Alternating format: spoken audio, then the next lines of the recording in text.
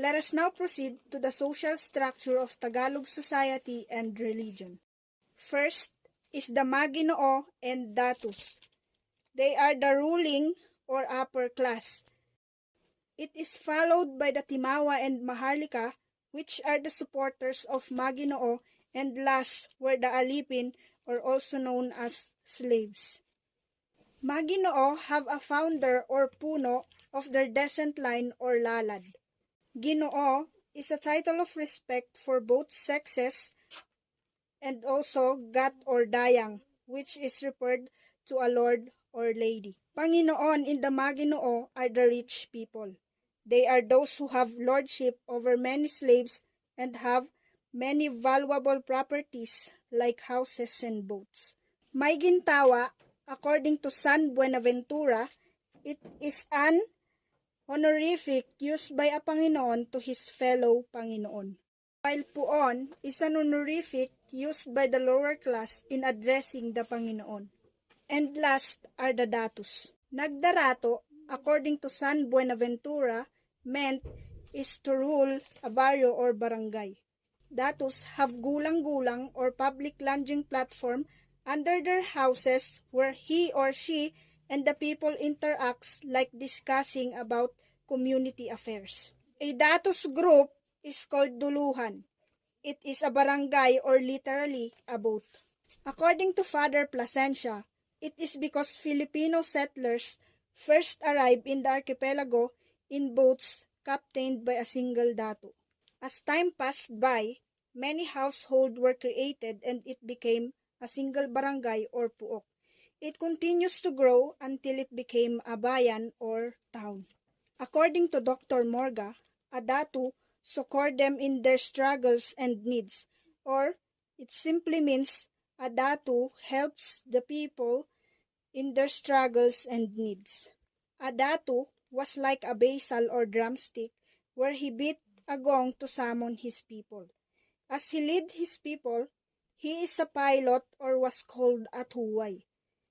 A datu is an anakora or a prestigious Bornean title. Is a panugot or kanulo when acting as a guide for other datus. Unlike foreign monarchies that called their leaders as king, Plasencia compared the datus to a caballeros or knights. Let us now move on to the Timawa and Maharlika. They are the datus non-slave. That is the reason Plasencia and Baxter Codex called them hidalgos or could not be legally bought and sold. La gente común are commoners while plebeyos are plebeians. La gente común and plebeyos are the people who have the ability to marry a person of noble or royal blood. Timawa have agricultural rights to a portion of agricultural land and harvesting without paying tributes. While Maharlika is derived from a Sanskrit Mahardika, which means a man of wealth, wisdom, or competence. They are members of religious orders except from tribute or taxation. Timawa are those who carried the offspring of Maginoo and Alipin, those who had successfully repaid their debts, purchased their freedom in gold. While Maharlika are from mixed marriages between ruling line and one out of power. They are less free from Timawa, for before they transfer their allegiance, once they were married, they need to pay and cast a public feast. San Buenaventura defined Timawa as without servitude or those who were freed by chance.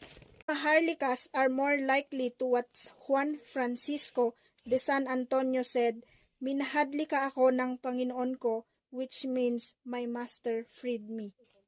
Last are the Alipins, wherein their masters are referred to as creditors rather than lords. Alipin were classified into two, Alipin na mamahay and Alipin gigilid.